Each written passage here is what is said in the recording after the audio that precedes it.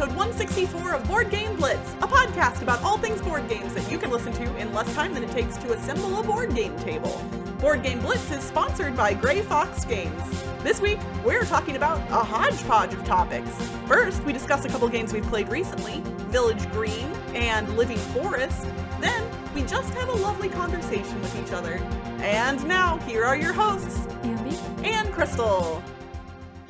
Recently, I got a review copy of Village Green from Osprey Games. Village Green was published in 2020, designed by Pierre Sylvester. And this is a 1 to 5 player card game. The theme is your rival gardeners, and your village is, there's like some event where like competition where you have to like arrange flowers and trees and a garden thing, like statues and ponds, to get the best village. And so the way the game works is you have a hand of 3 cards the cards are like flowers. They have different colors of flowers and shapes of flowers on them, 3 colors and 3 shapes. And then they also have features on the bottom like trees. There's different tree types. It has a picture of a tree or a lake, which just gives you 2 points, or like a statue. And so you play your cards in a 3x3 grid in your personal village. You also get award cards. You start with 3 award cards, and those are going to go at the top of the 3x3 grid and on the sides. So you're going to be able to play new ones as you go through the game. And those award cards are how you score. So like the top left award card is going to score that column. And then like the ones on the top are going to score the columns, and the ones on the left side are going to score that row. So you're going to be scoring possibly 3 rows and 3 columns. But you don't necessarily fill in all of the cards by the end of the game. The scoring is different things, like for every purple card you have, you get a point, or for every empty space, you get negative points, or for every this type of tree, or like if you have all 3 types of trees, you get 6 points, or something like that. So you're basically trying to get the right types of flowers and trees to get points, both horizontally and vertically. But when you place trees, tree cards, flower cards, whatever they're called, there's a placement rule. So you can place them anywhere. You don't have to place them next to another card at first. But if you do place them next to another card, it has to match either the color or the shape of the flower of that card. So every time you place a card, all of the horizontally or vertically adjacent cards next to it, which is only going to be like 2 or 3 because it's a 3x3 grid, but all of them have to match either the color or the shape. So as you play more cards, you can't like replace the cards, because once you plant a flower, like that's it. So you have to like make sure that you have space for what you want to play. So it gets kind of hard at the end of the game when there's not as much space. You're trying to like make sure you have the things for scoring, but also playing down the cards that you're able to play. So it's a very puzzly game. I played it at 5 players, which I think it's best at 2 players. So I actually played it solo and at 5 players. First, I played it at 5 players, and because at multiplayers, there's 3 cards face up of each pile, and you take one on your turn and play it, or play like a card. So everyone's just taking a card on their turn, and that's getting refilled. So like you can't really plan much ahead, because like the cards that you want, it's going to get taken by someone else if there's 5 or 4 other people before you go, because there's only 3 cards in the middle. So those just get cycling through. So I think it'd probably be best at 2 players, but I played it solo because I thought it would also be like a fun solo puzzle, which was also pretty fun, but it was like hard because then at solo, it's not cycling at all because it's just you taking the You're cards. just stuck with whatever you got, and you're like, I have to make this work now. Yeah.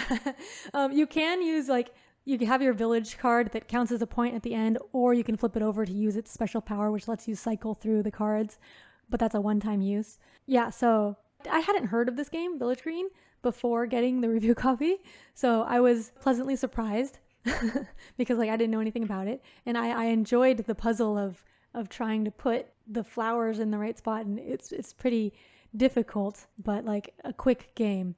And the art is also very, very pretty. It's like watercolor paintings of flowers and stuff. I really like it. So it looks really nice when you have their little grid laid out. One thing that's kind of a funny negative is that the box itself is really hard to open. So I actually unboxed it on stream, and it took me a long time to open the box. And we, afterwards, like at my game group, I played a game, in quotes, of opening the box, seeing who could open the box the fastest. But after a few people opened it, it was easier to open. But like it's made out, like the box itself has linen finish, so there's a lot of friction and it's hard to open the box, which, yeah, so linen finish on a box is not a great idea. But anyways, that was Village Green.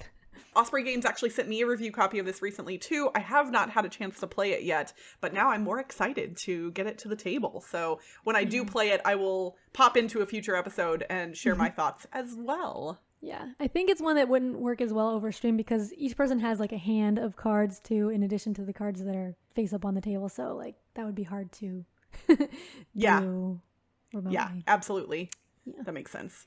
Well, I am going to talk about Living Forest here in a moment, but before I do that, I do want to make a quick little aside to talk about the game that Nick reviewed in our last episode, which is Cat in the Box, because I had a chance to play it. Oh, yeah. And oh my gosh, is it fun and also like weirdly brain breaking. I'm not going to describe how the game works. If you all missed our last episode with Nick, our special guest, please go back and listen to that to hear how the game works. But needless to say, playing a game where none of the cards have colors, but you get to make up what the colors are in the midst of the thing is really neat because somebody would play a card, and after I've been on the number of tricks I want to take, I'm like, oh, I don't want to give that card up, but I have to follow suit. Oh, no, wait, I don't. I can just say, oh, no, I don't have any yellow left in my hand and move my token off the yellow thing. But then later in the round, I literally had a moment where I was like, ooh, I can play that card. And I was like, oh, I don't have any yellow, though. Like, none of the cards have color on them, but you're just creating this meta where, like, you're just making up the colors as you go. It was super fun. I played it at 3 players, and I think it would be better with 4 or 5. We all kind of agreed, but it was still super fun, and I enjoyed it. So I did want to share that since Nick reviewed it in our last episode. But now, on to the new game for this week, which is Living Forest. Hey there, everyone. Future Crystal here. This is the part of the show where you would normally hear Ambie and I discussing what game I recently played.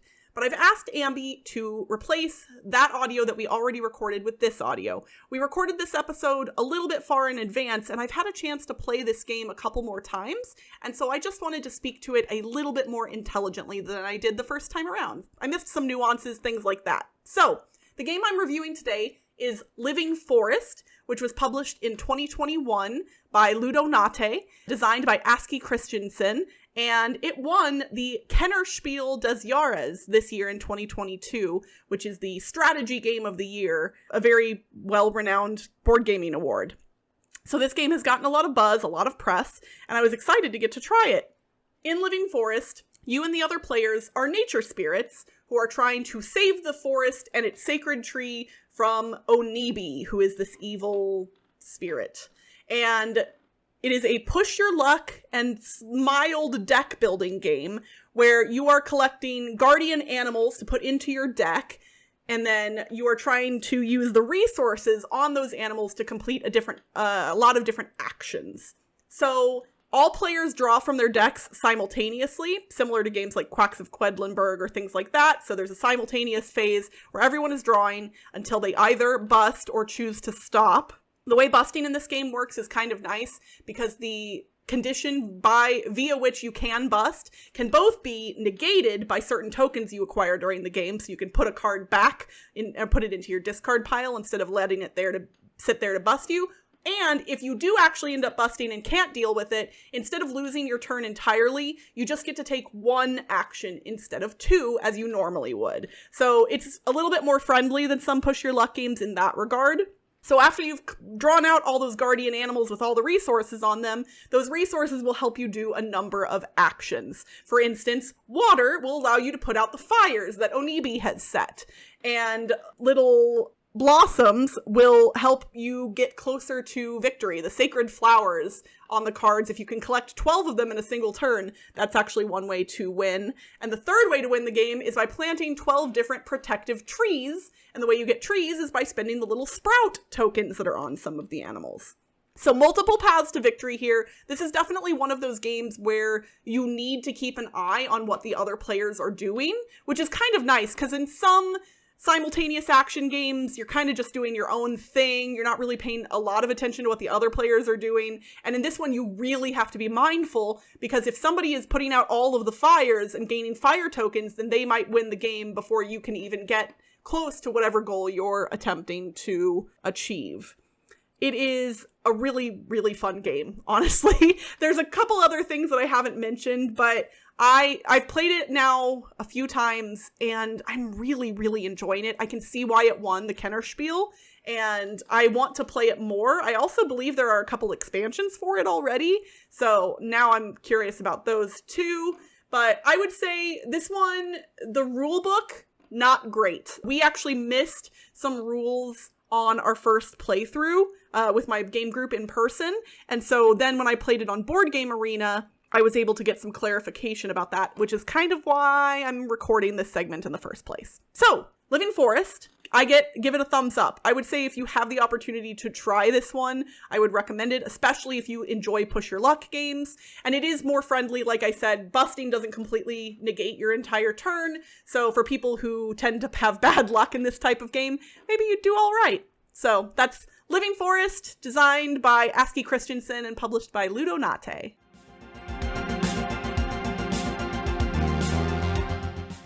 Ambie, you and I hang out, I'd say pretty frequently, and we talk about board games a lot. We hang out probably at least every time we record an episode. That definitely happens. Yeah. But we don't just get to sit around and just talk. Nobody talks anymore. I'm sitting in my rocker on my porch, like waving a stick at children as they pass by. Nobody talks to each other anymore. Yeah. I just figured we could have a little chat. Yeah. I'm not that great at talking, so. Well, you know that I love to, so. Yeah. So we'll see how this goes. Yeah, but what's new? How have you been? I'm pretty good, honestly.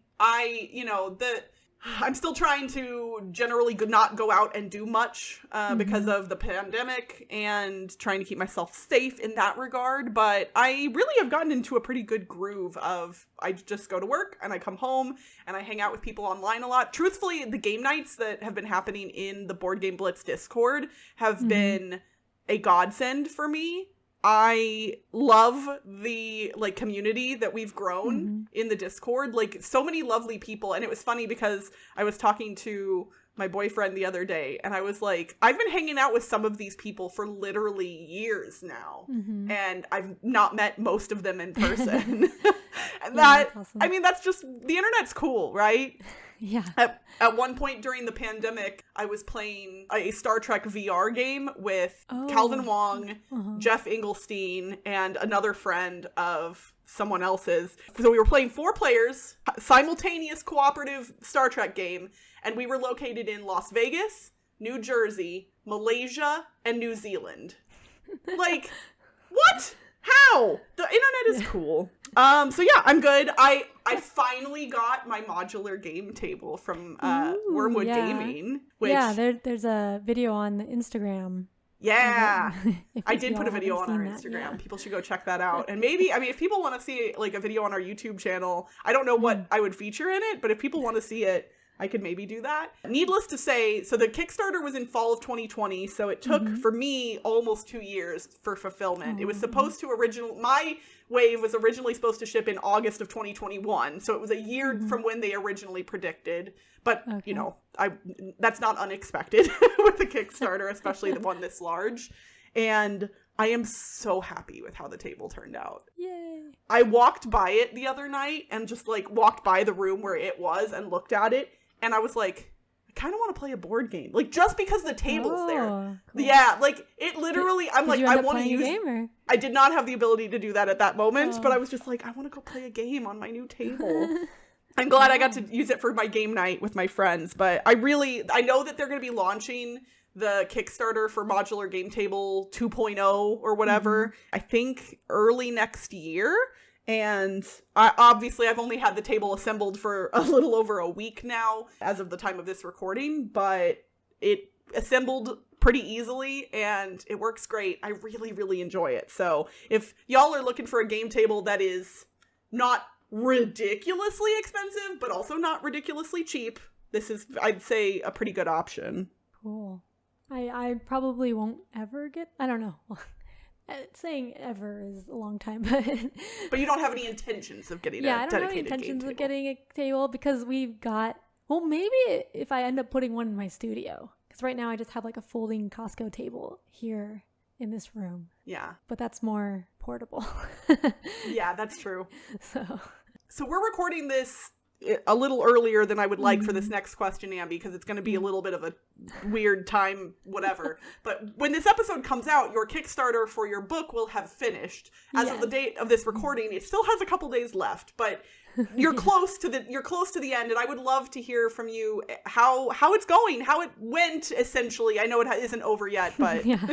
Well, so far it's going well. Yeah, so it's interesting, like running a Kickstarter from this side, because now I get kind of more of into the mindset of a publisher, right? Because like I've been a consumer and a reviewer, but like I hadn't really known. I mean, I can kind of like empathize with publishers sometimes, but now I can more, because I kind of understand more about like what goes into shipping, manufacturing, all that stuff, and like trying to price out Kickstarters and stuff, and then all of the Kickstarter stuff that goes on. And I mean, my Kickstarter is small compared to board game, like big board game ones, because board game ones like get thousands of backers, right? Like the big ones. But mine has, well, as of this recording, it has like 600 something backers, which is a lot compared to what I was expecting. That's amazing. There's going to be at least 600 copies of a book that you wrote out. Well, in the world. And a lot of backers did multiple copies. So yeah, yes, that's the word. But so yeah, I will be manufacturing. Well, like the minimum amount I needed to print was 1,000, which is why I needed the Kickstarter in the first place. Yeah. So yeah. So with the backers that you have currently, have you hit that 1,000 mark, you think? No, but I'm gonna have extra, like some. There was a retail store that reached out to me that wanted some copies, so that was really exciting. And Board Game Geek, I had talked to the Board Game Geek store, and they're gonna get some copies. So that's so cool. And then I'll just have more extra in my house, I guess. Yeah.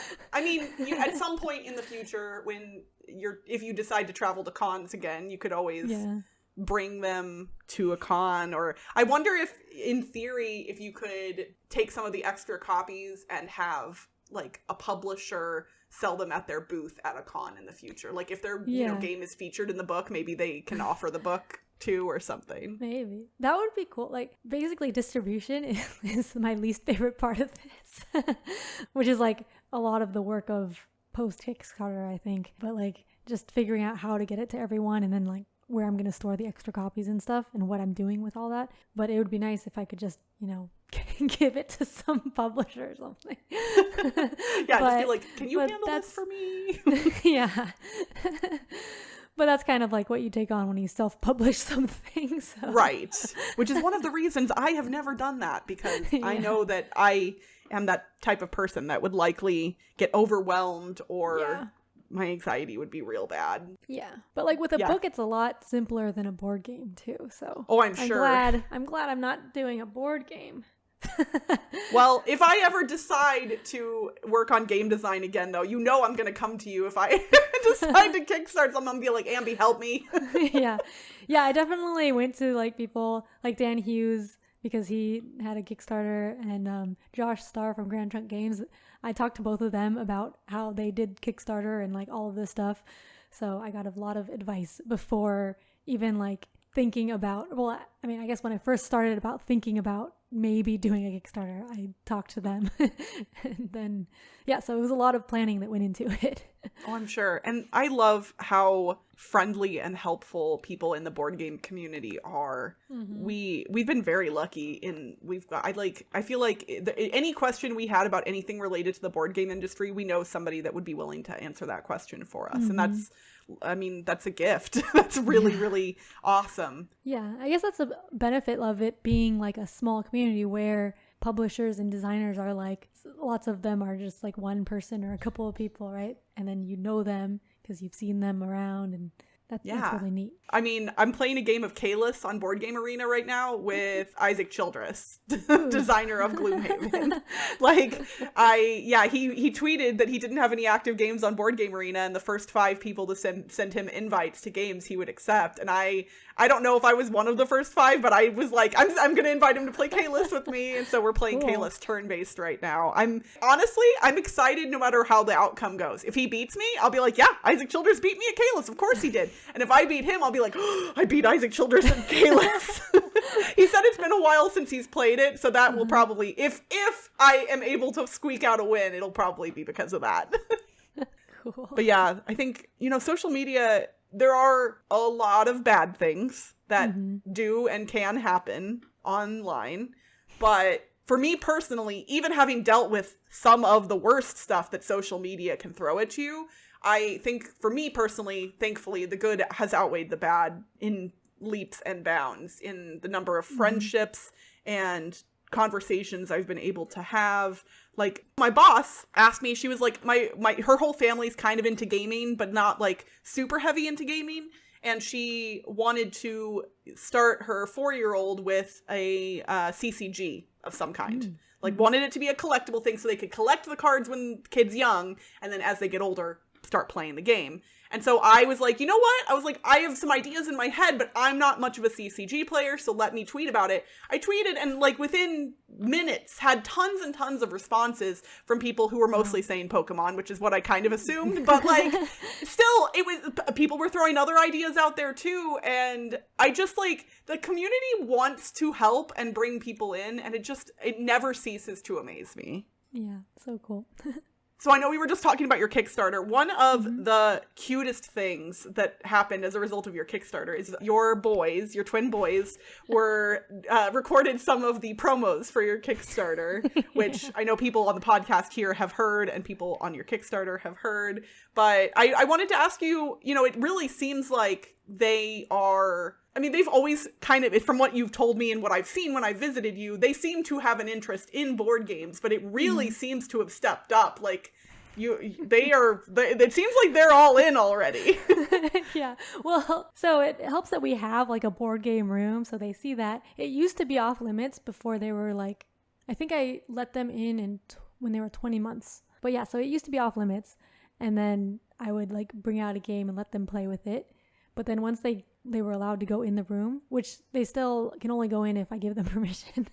but then they're all excited. They see all the games there. So they like see the games on the shelf. They're like, I want to play this one. And then some of them, I don't let them play, but I let them choose the games most of the time. And then even the games that aren't children's games, if they have components that I think would work well with them, like... One early one that they still play a lot is Boggle, which I like have this copy that I got at a thrift store and never played it, but like I just have it sitting there. And so they took out Boggle, and then they really like playing with that because it's got like the chunky dice, and then it also has pencils in there, so they color, and they like put the dice in the little grid thing for Boggle, and they like doing that. So they just like playing games and then putting it away and putting it back, because like I taught them that early too. So it's like a special thing. You gotta clean up your mess. Yeah. Also, like I get a lot of I get some review copies and stuff, so I get games in the mail and I let them open the packages, so then they're like, ooh, it's a board game. Oh, like, my let's goodness. play this game now. And then recently I got a giveaway from the Haba Games. So they had a Gen Con / Gen Can't like contest giveaway on Instagram where you post a picture playing Haba Games, and then they had 4 winners that won $100 of Haba Games. So I was one of them, and so I got 5 like children's games. And they opened that and they're like, so they've been playing those new games. They actually helped me pick out some of them. So like I was scrolling through the Haba site and showing them, and they pointed like this one and this one and this one. They actually wanted like most of them, but I was like, wait, we already have this one. But yeah, like the 2 that they focused most on was Hammer Time and Monster Munch. So I had those, and then like while it was shipping, I told them, oh yeah, we're going to get it. And then they remembered, they're like, oh, we're going to get Hammer Time. Let's play Hammer Time, or let's play Monster Munch. I'm like, we don't have it yet. And then, so they opened the package and they got it, and they were so excited. But both of those games are kind of for slightly older kids. But, yeah. I'm interested in Hammer Time. Yeah. I've seen that one and I want to play it because for those of you who are not familiar, I don't know the ins and outs of the game, but basically you put a bunch of gems on top of like the box, either bottom or lid, and then you hit the sides of it with this little wooden hammer and try and knock off like certain gems gems, but not all the gems. And I feel like, a 2-year-old, almost 3-year-old would probably not have the dexterity to be that delicate. Yeah. But what's funny is, so I like let him play with the box and the hammer, and then I was taking the gems away and like putting them aside so that he wasn't playing with that, and the cards too. But then he opened the instructions and looked at it. There's a setup picture. And so he's pointing at it because there's like the gems on the box, and he's like, I want those. Oh my gosh. He's like, where are the gems, Mom? Yeah, come on. like, oh, okay, fine, here. So I gave him the gems. You're going to be in trouble when they start reading. Yeah. But then he put the gems on the thing and then was hitting it with the hammer. But then he's just like hitting it until they all fall off. I mean, that sounds like a fun game too. I'd play that with them. You tell them next time I come over, I will hammer gems off of a box with them. I am more than happy to do that. But it's fun. Like sometimes they play games by the rules and sometimes they don't. And they just like playing with the pieces. But they know a lot of titles of games too. Because like when they point to a game and I say, oh, that's this. We're not going to play that now or something. Or like, okay, we can look at it. So they know like Kitchen Rush. They know 18XX because the 18XX is right next to the kids' games, and I actually let them play with the tiles. They like that. Actually, they really like the tiles because I have a shirt. Like I had. Oh yeah, you have the Hexy shirt. Yeah, I made that little mascot Hexy. It was just like a cartoonish hex. And so like they knew Hexy before they knew the shape hexagon. Oh gosh. And then from that they learned hexagon, the shape, because then they started learning their shapes. But then like they saw the back of an 18XX box. They used to see the front and be like, oh, train. And they saw the back and they're like, oh, Hexy. So they got super excited that Hexy was in the game. Oh my gosh. And that's yeah, how for you those get of your you kids into 18XX. And just in case anybody listening to the podcast is not aware of the Hexy shirt, if you like 18XX games, it's on our Redbubble store. If you go to redbubble.com and search for Board Game Blitz, the interface on the site can be a little weird because it'll look like a design is only on one particular thing. But if you click, and scroll down, it'll basically any design that we have on Redbubble is on multiple items generally. So feel free to go and look for Hexy and our other merch as well if you want. Mm-hmm. And we're actually, no promises, no guarantees, don't hold us to this, but we are potentially going to be revamping and doing some new merch stuff in the future. I won't even say near future. I'm not sure when. Yeah. So if y'all have any ideas for what you'd like to see from us merch-wise, feel free to throw them at us. We'll take suggestions, but I'm excited because we've always kind of done just like the logo shirts, and then we had the pizza shirt, we've got the Hexy, but yeah, I'm excited to do some new merch at some point. Yeah. I also, this is going to be another like weird time flux thing, but as of the release date of this episode, it will be the week after our big TLN Extra Life charity marathon. It hasn't happened yet. So I don't know how much money we raised or how everything went, but even though it hasn't happened yet, I'm going to go ahead and just say thank you to all of you who stopped by the stream or who donated or who shared that we were streaming. The TLN folks are all very, very amped about this, and the fact that we're going to have 30 different streamers streaming throughout the course of the weekend, like all in support of board games on Twitch. I'm sure it was awesome. It will be awesome. It is awesome. It was awesome. Everything is awesome. I'm nervous and anxious, but very excited about it. And hopefully we raised a lot of money for Children's Miracle Network. Yeah. And that's it for this week's Board Game Blitz. Visit our website, boardgameblitz.com, for video and blog content, as well as get links to all our social media pages. This episode was sponsored by Grey Fox Games. Prophets of Doom is heading to a crowdfunding platform later this year. Grab your friends and try to survive the apocalypse in this 2 to 6 player card drafting and engine building game. And don't forget, Blitzketeers get 20% off non-exclusive items at greyfoxgames.com by using the code GFGBLitz2022 at checkout. Join the Blitzketeer community for online game nights, game discussions, and more by following the link in the show notes to join our Discord. Have you written a review on iTunes or rated us on Spotify yet? If yes, thank you! If not, we still love you, but you should totally help us out if you can. And you can support our work directly for as little as $1 a month at patreon.com/boardgameblitz. Our theme song was composed by Andy Mark. Technical support provided by Toby Mount. Until next time, gaming 9 to 5. That's the way we'll all be living. Barely doing tasks. It's all playing and no working. Bye, everyone. Bye.